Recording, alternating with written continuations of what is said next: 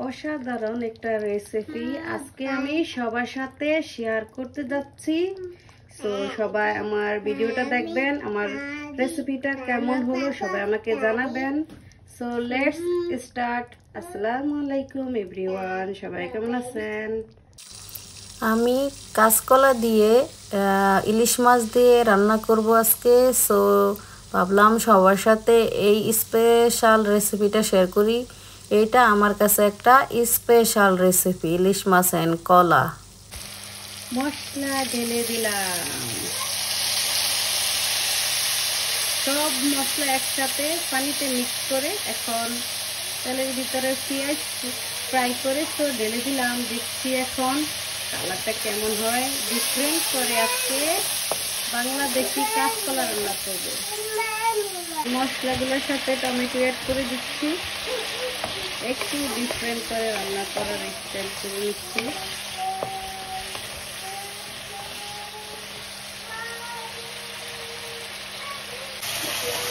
Spatula দিয়ে নেড়ে টমেটোগুলোকে এখন আমি জ্বালিয়ে নিলাম, জ্বালিয়ে নিচ্ছি টমেটোগুলোকে।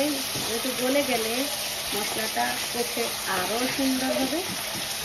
আমার আজকের রেসিপিটা শেয়ার করা হচ্ছে শুধু মশলাটা কষানোর স্টাইল নিয়ে।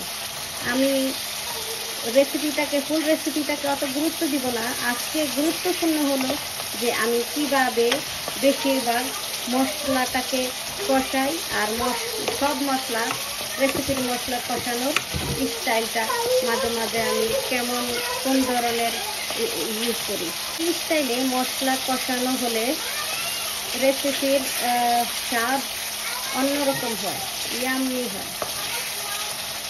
আমি ফার্স্ট অফ অল এই মশলাগুলোর ভিতরে একটা আলু ভালোভাবে কষিয়ে নিব, কারণ আমি এই আলুর সাথে কলা অ্যাড করব। কাঁচকলা আমি আগেই ভেজে নিয়েছি, তো আমার আগে আলুটাকে কষানোর দরকার।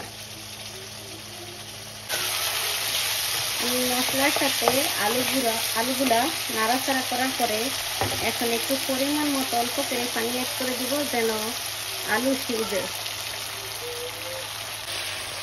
আলু সিদ্ধ হয়ে গেলে যখন ঝোলটা টেনে যাবে তখন আমি আমার ফ্রাই করা কাঁচকলা অ্যাড করে দিব। অনেক সুন্দরভাবে আমি আলু কষিয়ে নিয়েছি, এখন ফ্রাই করা কাঁচকলা ভেজে দিব। কি সুন্দর করে আমি কলাগুলো ভেজেছিলাম, জাস্ট নর্মাল, বেশি ভাজা হয়নি, জাস্ট নর্মাল করে ফ্রাই করলাম যেন কষ্ট না লাগে। কলা সিদ্ধ করার চেয়ে ফ্রাই করলে স্বাদ অনেক সুন্দর হয়, কালার অনেক সুন্দর হয়, অনেক টেস্টি স্বাদ হচ্ছে। তো এই স্টাইলে কলা রান্না করলে কলার তরকারি কালো হয় না। কি সুন্দর কালার হয়েছে না? সেম কালার থাকবে আমার রেসিপিটা। অল্প আছে একটু ভালো করে কষিয়ে নিলাম, এখন পরিমাণ মতো পানি অ্যাড করে দিব।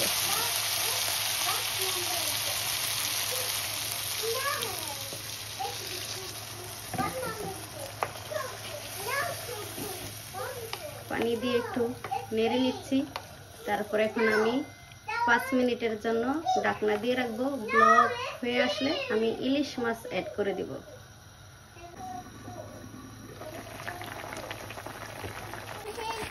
It's okay. এখন আমি ব্লক হয়ে আসার পরে ইলিশ মাছগুলো অ্যাড করে দিলাম।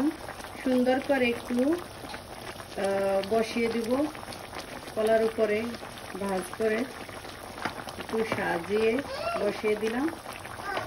তো আবারও আমি ঢাকনা দিয়ে দিব। আজকের ভয়েসটা আমি রান্না করার সময় দিলাম, টাইমের অভাবে ভয়েস দেওয়া হয় না।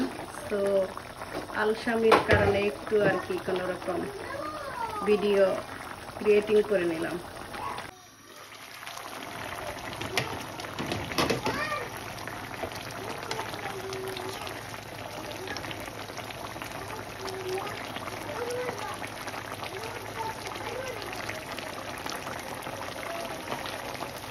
মাছগুলোকে এখন আমি সুন্দরভাবে একটু উল্টিয়ে দিচ্ছি।